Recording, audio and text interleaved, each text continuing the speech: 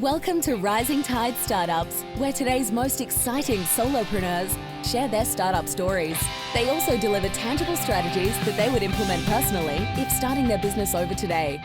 Each episode is a startup masterclass. Make sure you take notes. Take it away, Kevin.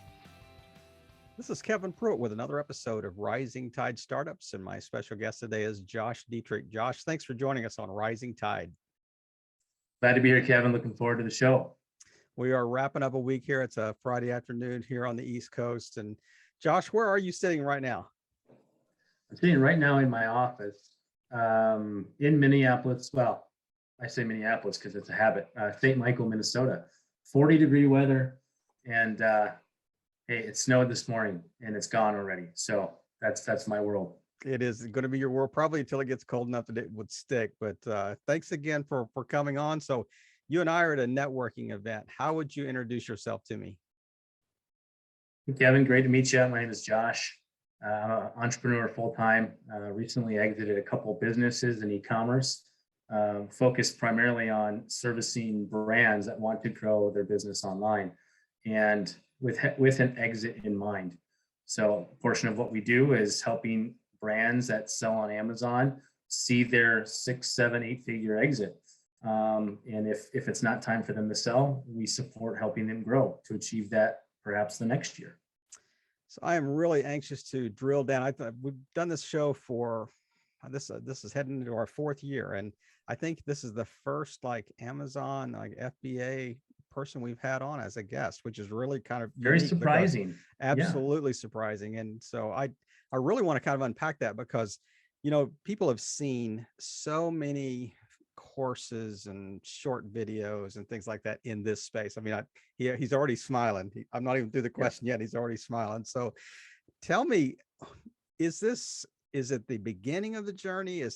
Are we at the peak of the journey? Are we on the downside of this whole Amazon seller space? And what's it look like, even compared to say 2 or 3 years ago? Lots changed, and I go back, Kevin, to 2009, 10. And Amazon then is significally different. Wow, the was world it on was a not Post-it note then? What even online? Seriously though, there's so many tools and technology today that exist for selling on Amazon. Like the data available is mind blowing, and being able to hone in on niches and discern the market size with these tools, and looking at competitors' pricing and making price changes automatically. The days that I started were very archaic compared to that. Everything was manual, and pretty much no one sold their own brand. So here's the evolution.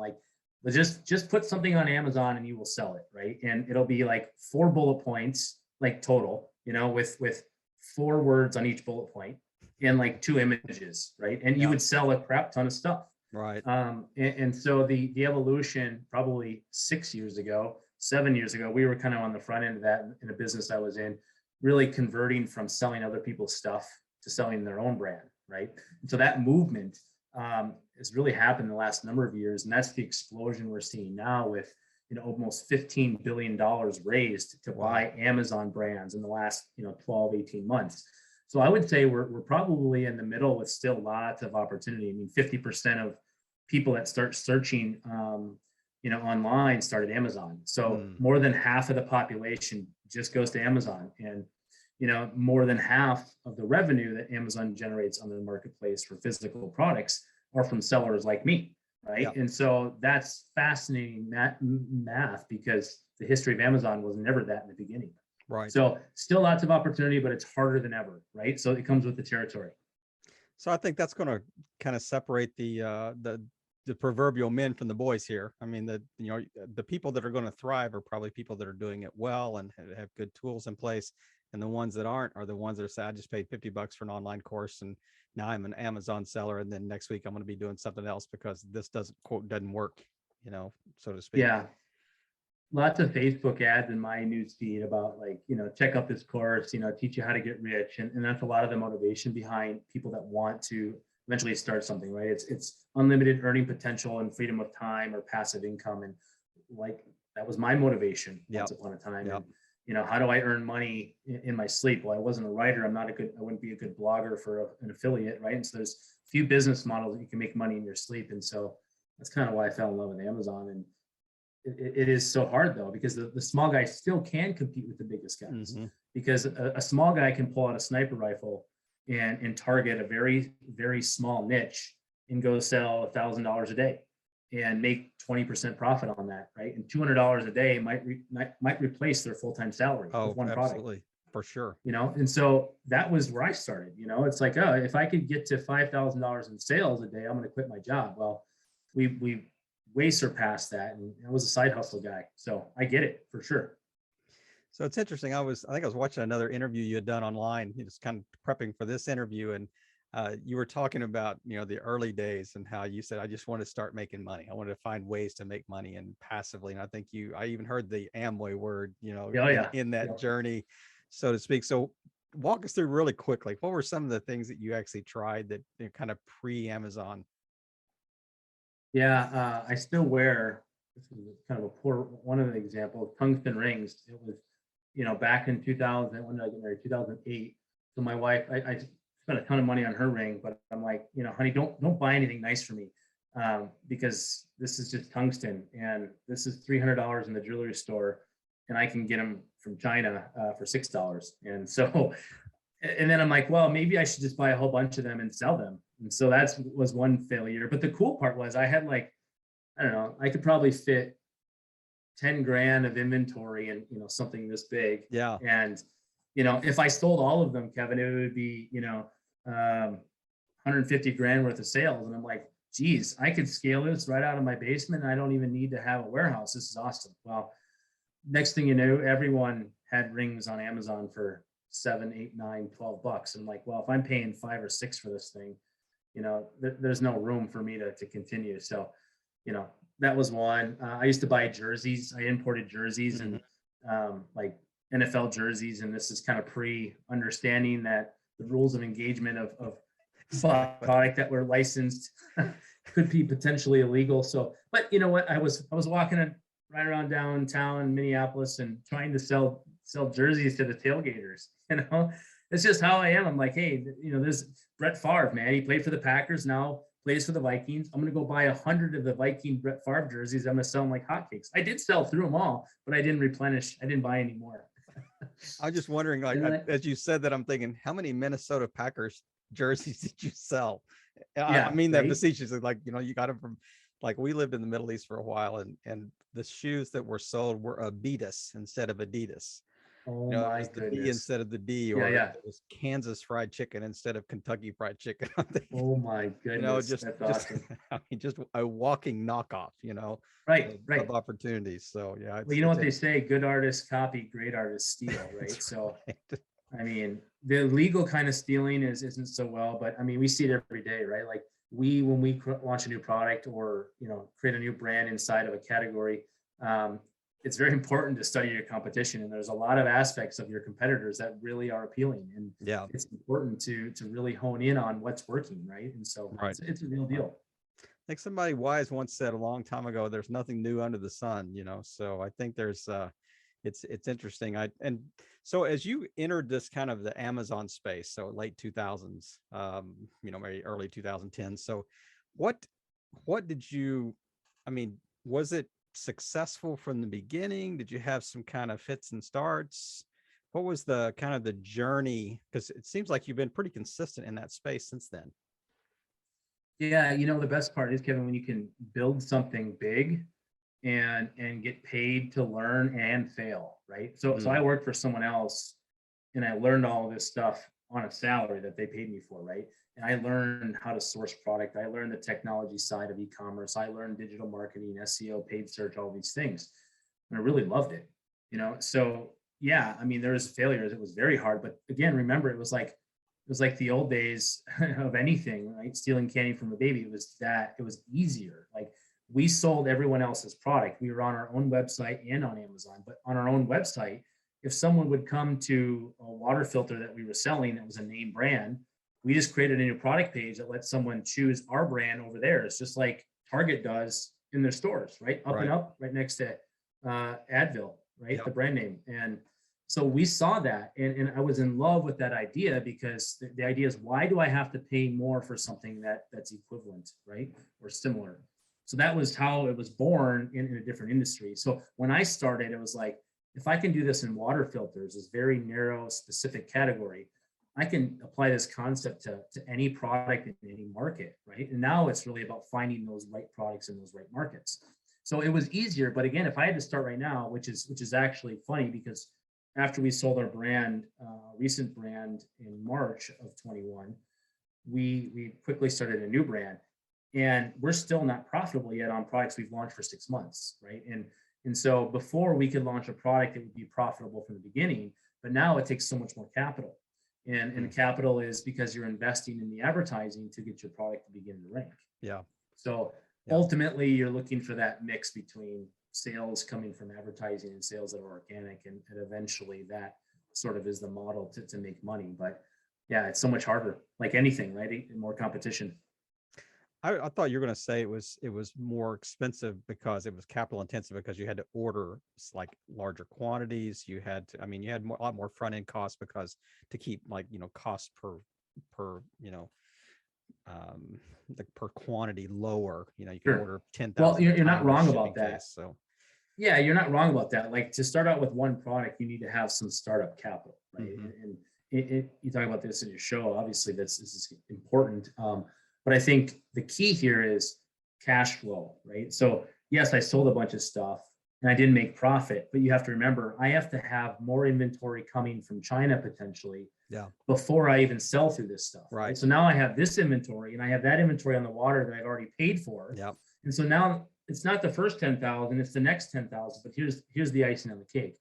The advertising puts you negative. So there's nothing about that gives you cash. You have to keep going to the coffers, right? And the requirement to get started is steeper. But a lot of that reason is, if you could start profitably, you'd have more capital you could keep, right? As opposed to borrowing from yourself again, hoping that in a few months it might catch up, right? Right. That's kind of painful. Like, this brand, we budgeted to lose between 100 and 200 grand in 21, like after expenses, because we're investing in product ranking. So, I didn't have to do that in the beginning. It was like, I had, $5 grand, and here we go, let's go. And it just kept growing. Snowball. But it's a little bit of a calculated risk, right? I mean, because you've done this before. For sure. You're like, we're going to spend a couple $100,000 and go in the red on this, but we know that if we follow this quote, I hate to use the word formula, but for layman's terms, that's almost what it is that, we know this is going to rank. But have you ever had like a catastrophic event, outside of COVID, that just said overnight you had a product that was just selling like crazy, just overnight it just dried up, and you're like sitting with a garage full of, pet rocks, so to speak? In the old days, when we were selling other people's brands, like, because you had to compete for the buy box. But like in the private label days, if you have inventory, the goal is sell through it and not reorder it. Like, you never typically get into a position where you could be that far unless your product gets taken off of Amazon, right? It gets suspended.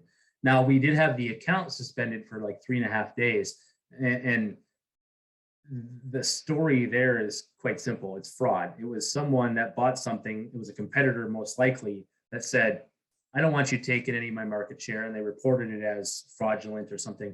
Turns out the pseudo name they used was David Berkowitz, which happens to be the name of a serial killer, in New York. And so we traced this back to like Son of Sam or a something laundry like list that, right? of things. Yes, exactly who it was.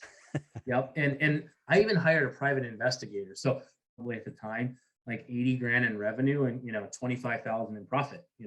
So we're like, wow, what do we do if we can't get this back on? We had to hire an attorney and spend more money and hope that they could do it. And basically they did everything we had already tried, but they were more polished and they had a formula, like you said. So I agree with you. Like, we follow a formula and a process which reduces your risk to get hung out to dry. And calculated risks are very important. It's whether it's $100 or $1 million, it comes down to where is the money going and how liquid is it, and what are the chances you don't have it anymore. If it's going to be in crypto, hey, great, awesome. But you know, that's about as good as the next day's transactions online. And now it's a 10-year plan. Don't look at it then. Don't look at it, because you feel like you're losing money. So all those things are very calculated. It's a key piece to be an entrepreneur for sure. So you exited, did you exit like an Amazon store? Did you exit a company that did the process and had a multitude of different things? What was it that you actually exited from? So while I was working at an e-commerce company for someone else, I built this other brand, and that brand eventually grew over 6 years to 10 million in revenue. So with our brand, our products that we developed, most of them were proprietary in nature, meaning we had somebody formulate something for us or design something for us. It wasn't just, hey, you make this in China, could you put our label on it? We did have some of those things, but so the brand we exited, we did as an asset sale. We sold the brand, we sold the trademark, we sold the rights to continue it. And therefore they would get the supply chain and the manufacturing contacts and hope to continue growing it. Along came the seller account. And so we were selling on Walmart, eBay, Amazon, Shopify, we were international. And so this large buyer came in and bought those assets. That was an 8-figure exit. So it was very nice. And now, it's enough capital to kind of think through how do you make money work for you as opposed to, working for the money. Right. And so that's sort of the mindset we're in now. But yeah, you don't have the right to transfer the account necessarily. Like, you never own the account, it's Amazon's, but you're selling, the assets that are the brand that now they have access to. So it's quite different than maybe a stock sale, where if you have a company that you own and you want to keep that company going as a legal entity with all of its employees, you may do a stock sale and all of those things would stay intact. But this was more like we kept everything, including our people, except for the inventory and the rights to sell on those products that we created. So quite neat. But it also had all the kind of the IP behind the brand 100%. itself, or that was going there. So, and I'm assuming there was some kind of non-compete that said you can't tomorrow compete directly with what we just sold or what we just bought. Yeah, it's funny when you asked that, I thought you were going to go down the typical path. Obviously, you're more educated than others that would expect you to not be able to sell on Amazon at all. Like, hey, we've created another brand, and then they say, don't you have a non-compete? And I say, well, yeah, but selling on Amazon is non-enforceable. Right. Now, if I develop a new product that directly competes with the product, Sure, that I sold, then absolutely, right? Yeah. So we did sign that, and we agreed to that, but not too worried about it because we were paid on those things, right? Yeah. So Yeah. off to the next thing. That's negotiated in the price for sure, but it always is. Yep. I know that there is a process of kind of selecting the products that you would sell, but it's interesting. This is the first time I'd ever heard about tools that would automatically adjust prices. I mean, I think you said that earlier, or I know of tools that are kind of drilling down. What are people searching for? What are some hot products? What's the best seller? That type of thing. But it seems like to me that you could very easily get caught in the proverbial race to the bottom. There's 50 sellers selling the hottest item out there, and you just got to be the lowest price out there because people are so price conscious, in that space. But how did you kind of keep the temptation away of doing that, of just competing solely on price? And what are some other ways that you can compete? I think that's a great question, great point, because anyone that's a merchant, anyone that sells things for a living, have to understand what the value of something is and what it's worth, right? And it has to be aligned with their strategy and their cash flow and their profits and their goals. So it's not a one size fits all answer, but I will say race to the bottom is a strategy to win, and mostly driven long ago by, fighting for what they call the buy box. So let's say you have access to product X from the same vendor, that I have the same access to product X from the same vendor. The only difference between you and me is what you bought it for. Yep. Right. And now Amazon, and we have to compete on Amazon to get that order, and it's only on price. Well, that world still exists a little bit, but not as much. The world today is you sell widget brand X, I sell the same widget brand Y, right? And so that is about this competing for the search results. And so in the beginning, we'll launch a product where we want to be very competitive because we want that product to convert well. Meaning we want people to click on it and then ultimately buy, not click and then go to the next guy and then buy his, right? So pricing is that strategy, but ultimately I would say there's kind of two big components. How do you add value? How do you do something unique? And sometimes unique might be just in the sense that it's a better value, right? So one product we were competing with, it was our private label.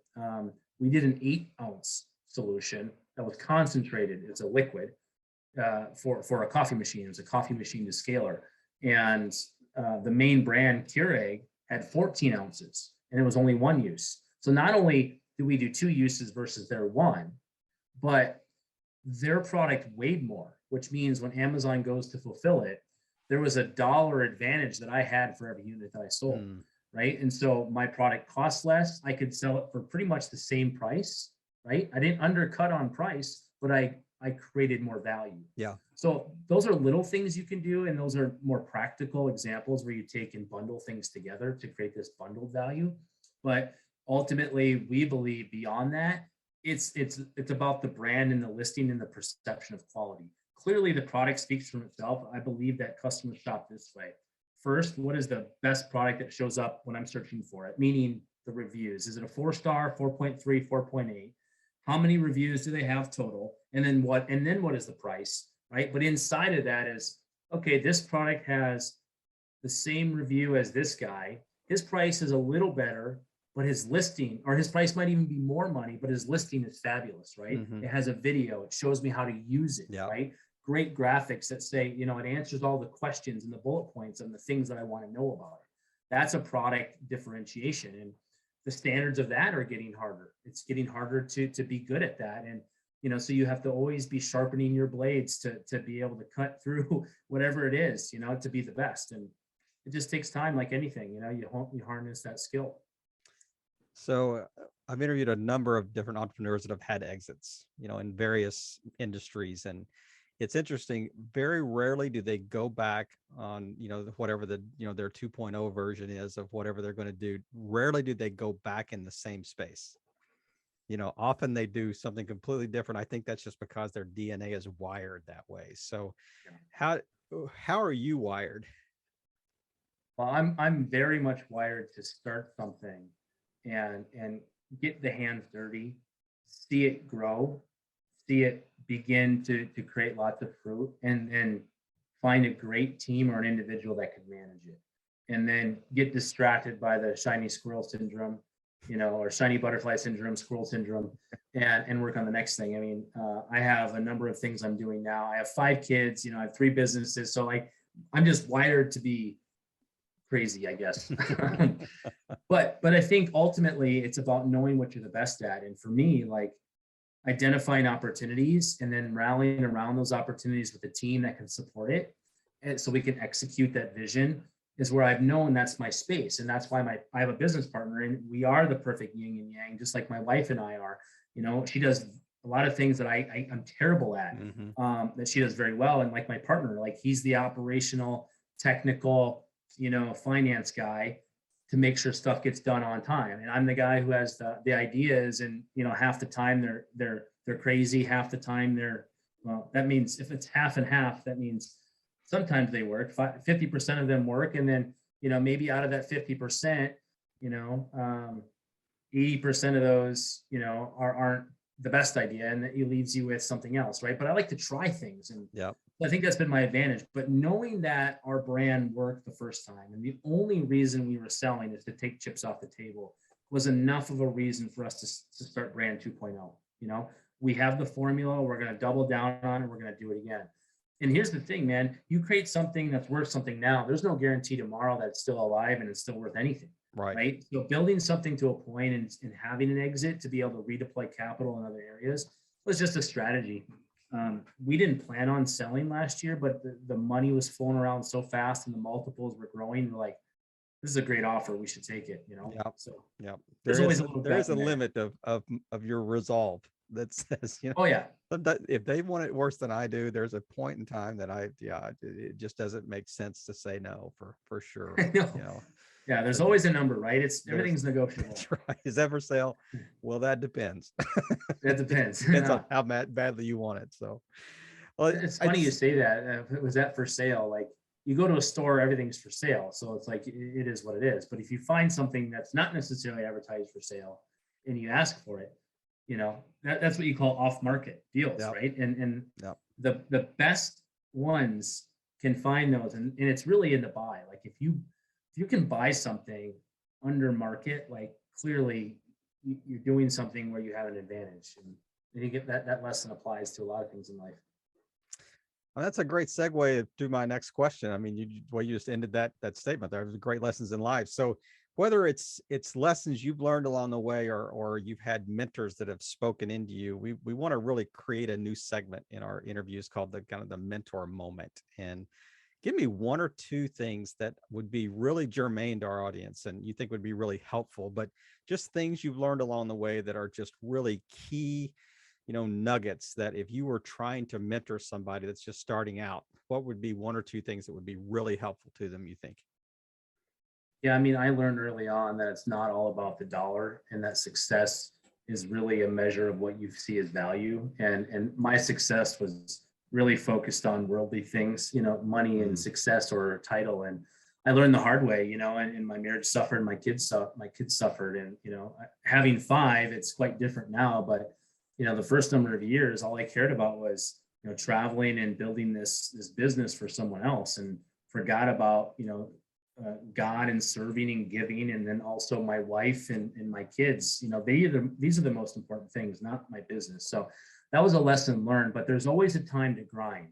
The difference is grinding responsibly and doing it in a way that doesn't affect the people around you, right? So at the end of the day, it's really about prioritization. There's an old sort of Chinese proverb that says, if everything is important, nothing is important. Yeah. And that's one lesson that I learned early on. If you're an EOS person, if you've ever read the book Traction, it's all about getting traction, and you get traction by having a common vision and mission and having the tools and the people in the right seats to move towards something, right? So that to me is super important.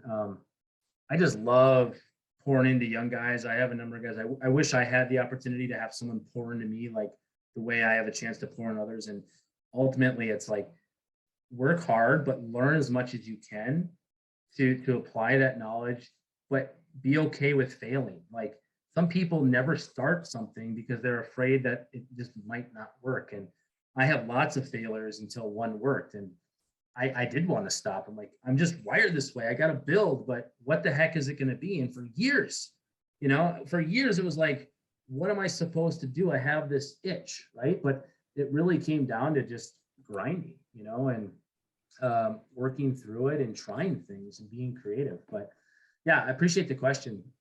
There's a lot to learn. One nugget that I'm not a reader, Kevin, and I don't like bragging about that or saying that because it sounds terrible, but to sit down and read a book was never one thing that I loved. And I learned visually, I learned hands-on. So I struggled, even audiobooks. So recently I came across Blinkist, Blinkist.com, and I've consumed 14 books basically in 14 days. Now they're, it's like Cliff Notes, but with audio, and you can track along. But, Atomic Habits and learning the power of how habits can compound. These are huge things that I'm having to relearn now after exiting a business and like, okay, what do I do now? And I found myself sitting on the couch a number of times saying, I don't have anything to go do unless I'm passionate about it. I'm not going to just, I'm not one to sit around, but I didn't have any real excitement, right? And so I had to kind of journey through that. And so getting into a routine and using Blinkist and going through a number of things that applied to me and my challenge really helped me. So yeah, I think there's a power in having a mentor in your life, in finding one in an area that you're in. Maybe it's sales, maybe it's in marketing, and many people are willing to help. And so leaning into those people and asking for opportunities to learn and grow, and just having coffee, right? There's so much you will gather that you can apply in the real world. Man, I have uncorked the genie right here. I mean, I've touched on a subject that is near and dear to Josh's heart, obviously. Apparently. So, man, I asked for one or two, and I got like six, and then a commentary afterwards. So we have Oh, geez. unleashed the Kraken here. But I could not agree more. I mean, just absolutely how important mentors have been in my life, and you know, I've been very, very fortunate, very blessed to have some, you know, some really wise people speak into at different times for different reasons, you know, and Yeah. they just kind of come along when needed. But and Josh, thank you for just taking time to share your story and really share just the kind of the ups and downs and things you've learned along the way, and really just touched on what it really means to exit well, and you know, what's the next step of the journey, and because you know, people are going to be faced with that. But really appreciate you taking time today and just helping all boats rise in a rising tide. Josh, have a great weekend. Hey, thanks. You too, Kevin. Take care. Another episode in the books. We hope you heard some great takeaways. Don't forget to subscribe and leave a 5-star review on iTunes and YouTube. As always, thanks for listening to Rising Tide.